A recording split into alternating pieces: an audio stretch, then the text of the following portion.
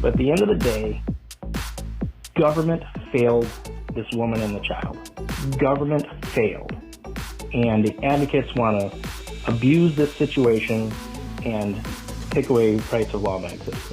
That's Ed Sullivan from the Illinois State Rifle Association reacting to proponents of more gun control looking to advance a measure at the Illinois Statehouse for fall veto session that would require police to confiscate firearms from people that are the subject of orders of protection. And that would be a change of law, whereas of right now, you have to transfer firearms to somebody else. It doesn't have to be police, but proponents of more gun control looking to have police confiscate those firearms for orders of protection. And there's questions about due process and just Second Amendment rights altogether, especially as a similar issue challenging federal law is going to be in front of the U.S. Supreme Court, and that's the U.S. v. Rahimi case, where the Supreme Court could decide if federal law prohibiting possession of firearms by people subject of domestic violence protection orders is constitutional.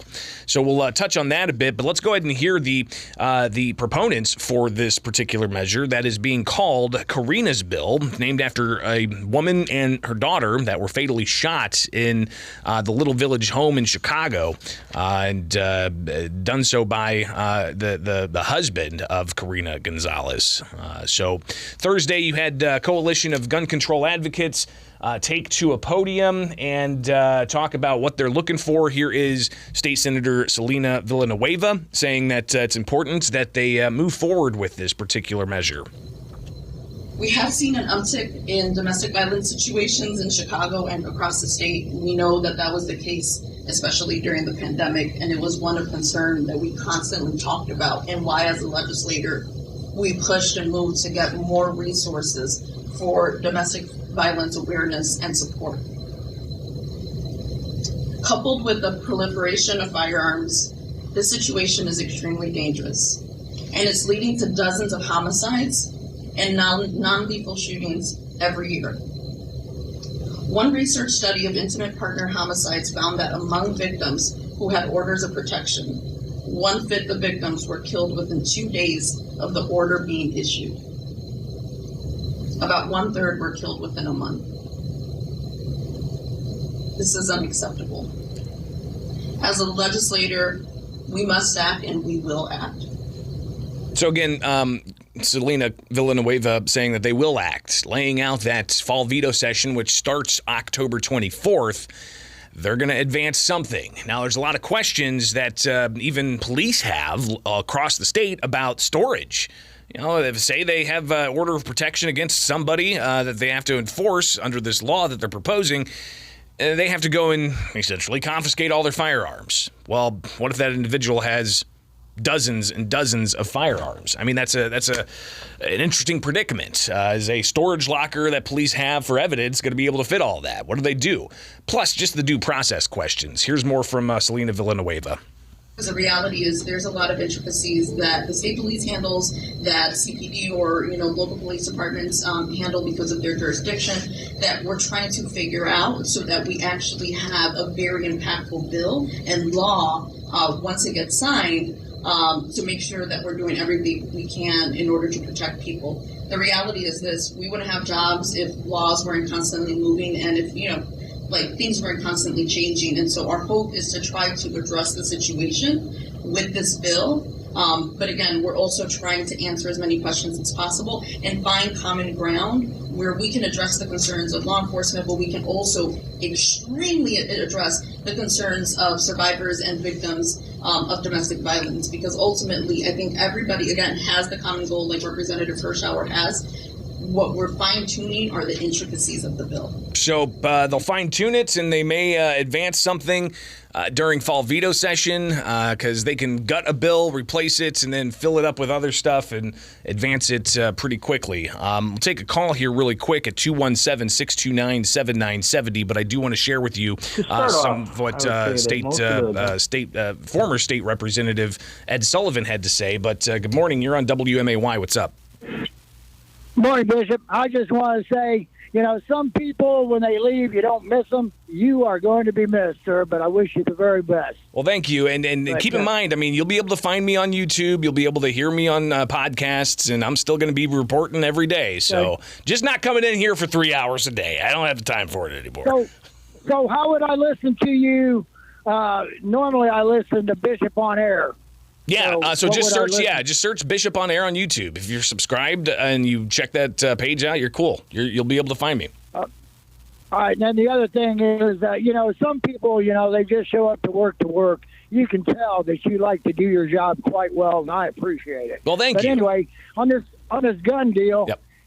What are they going to do? A woman driving down I-70 with her man on the hood of the car on the interstate. They're going to take her car away? Guns don't kill people. People kill people. It's an interesting point. Yeah, you've got others who are saying there's still knives and a host of other things that people can use to commit violence against others. So, yeah, clearly, this is just one tool that people may use in a fashion to try to kill somebody. But there are other things, including somebody's bare hands.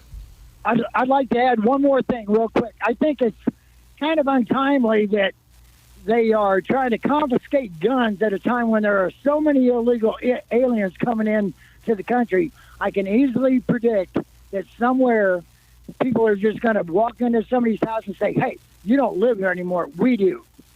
We need to be able to defend ourselves. The Second Amendment, it says, a well-regulated militia being necessary for the security of a free state. The right of the people to keep and bear arms shall not be infringed. Have a good day. You too, man. I appreciate it. And again, be sure to check out Bishop on Air. Really easy way to find all the links. Just go to bishoponair.com. Bishoponair.com. You'll be able to find all the links to X, Twitter, Facebook, YouTube, blah, blah, blah, all of it. All right, let's go hear what former state representative Ed Sullivan, who now is with the Illinois State Rifle Association, had to say about yesterday's news conference with gun control advocates, but also just the overall concept of the questions around due process of this particular proposal. To start off, I would say that most of the gun legislation has always been a result of a tragedy that has taken place in Illinois. Unfortunately, what you see is gun control advocates using tragedies to further gun control legislation. Unfortunately, what they fail to realize is these tragedies are caused by abject failure of government. And so the most recent one is to say, well, we need to change laws in regard to victims of domestic violence. And clearly, nobody is going to be in support of someone having a firearm in face of a domestic violence charge or a clear and present danger charge.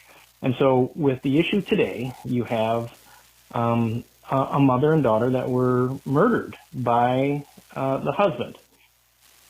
The changes that the advocates are looking for today would not have stopped what happened to this mother and this child. They keep saying that there is some ambiguity in the law. There is no ambiguity in the law.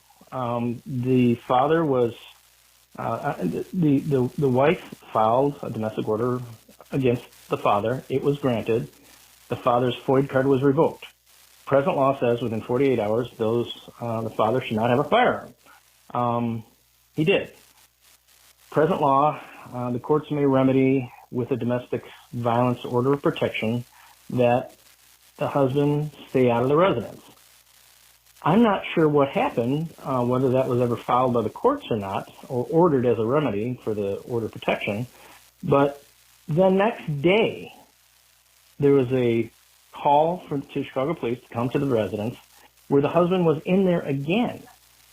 And at that, there was some, according to news reports, the husband was acting strange, had a firearm, but he was legally able to possess a firearm.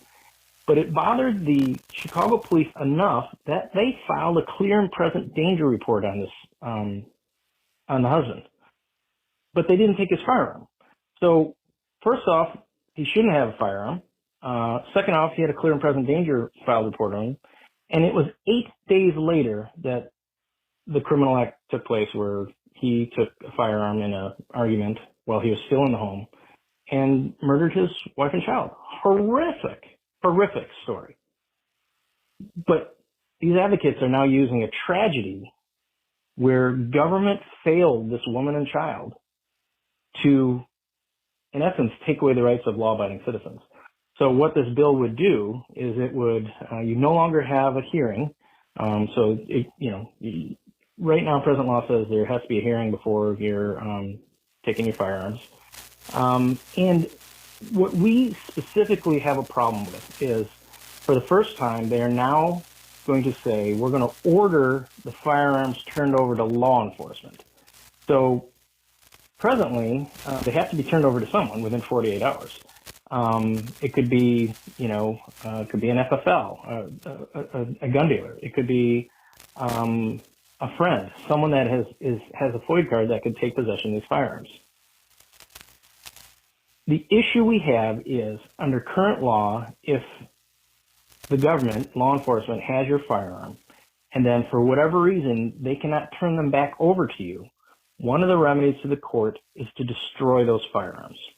Okay, so let's walk this back. Let's say that someone has a domestic order filed against them under this law. Let's say this becomes law, and they turn the firearms over to the police, and then, they're not allowed to have a FOID card anymore. Maybe they go to jail. Maybe they have a mental health issue which prevents them from having a FOID card. Maybe they have a drug problem. And so they no longer are able to have a FOID card, which means they're no longer able to have the firearms. And so they cannot have those firearms turned back to them. Under present law, the judge may order a few things, but one of them at the judge's disposal is to have those firearms destroyed. So now you have a taking of, what could be a very large collection. I mean, I know people that have hundreds of thousands of dollars in firearms because they are collectors. I have my great-grandfather's single-shot .410 shotgun. I have my grandfather's sidearm from World War II. Those, I don't even know what the value of those are. I mean, their value to me is much greater than a monetary value. So that is our main concern. And yes, we have talked to the advocates. We've talked about different ways that you could work through this. But at the end of the day, government failed this woman and the child. Government failed. And the advocates want to abuse this situation and take away rights of law-abiding citizens. So Ed Sullivan with the State Rifle Association, there was a lot there, but I asked him about the possibility of the outcome of the Rahimi case in the U.S. Supreme Court and how that could impact this particular issue. There is an issue out of Texas where a judge ruled in favor of an individual that had his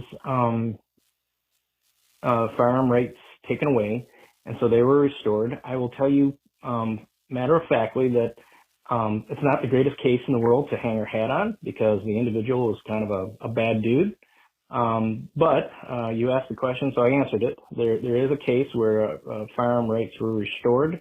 And so we'll see how that moves forward. At ISRA, we're not going to be talking about that case. We're really focusing on, the taking of property or the potential taking of property based off this. And in essence, they're going to have a hearing without us there. And so your due process rights have been taken away. So obviously still focusing on the due process rights issues, but they don't want to necessarily point to what could be an unsavory situation of highlighting Rahimi v. U.S., where the guy is a bad dude. The circumstances all around it are ugly, but ultimately that case that is in front of the U.S. Supreme Court could have the U.S. Supreme Court essentially toss out a federal law that says subjects of domestic violence protection orders aren't allowed to have access to firearms. So the Supreme Court could overturn that because of previous precedents and even lower courts already moving forward with such rulings. So that's something we're going to be watching closely and how it impacts the Illinois case if indeed the legislature moves forward with enhancing orders of protection requiring police to confiscate firearms in such cases. But obviously it's all going to possibly happen just here in less than 2 weeks at the Illinois Statehouse. Last little bit here from Ed Sullivan yesterday when I chatted with him. Yeah, I mean, I anticipate them to go. So they're going to gut and replace a bill that has passed the House. So it's in the Senate. So it could pass the Senate and come over to the House in essence one day. It could pass the first week in veto session. That's the nuts and bolts on how you pass legislation. So I anticipate to have a hearing in the Senate. We could get into the constitutional arguments. What are these legislators going to want to do? I mean, are they going to want to vote against a bill that has to deal with domestic violence orders protection? I get the politics of this, but the reality is, and whether they care or not, this will be litigated, and it will further erode what I think should be some protections of people under domestic orders, or if you have a clear and present danger. No legal gun owner wants someone that has a clear and present danger report filed against them to be in a possession of a firearm until that's cleared up. I mean, that just, we don't want that. It hurts legal gun owners. So, we'll continue to talk to the advocates and kind of explain how you could, one of the things that we said was, all right, we're afraid that if I have to turn my firearms over to somebody, that maybe that person will give them back to me. Well, first of all, there's already rules against that. So once again, that's kind of a red herring on their part. But fine, then let's put some more criminal penalties on someone that would then give those firearms back to the relative. I don't have a problem with that. If you're not supposed to have a firearm in the short term until things are cleared up, then you're not supposed to have a firearm. It hurts us.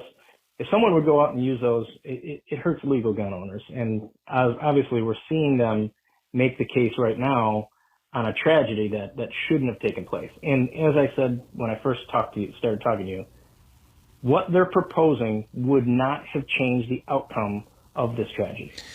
So obviously we'll be watching that. Stay tuned. Bishop on Air to X, formerly known as Twitter, YouTube, Facebook, and we'll be on the ground in Springfield tracking that law as well as others. So, be sure to like, subscribe, and hit that notification bell. Ding, ding, ding, ding. All right, stay tuned.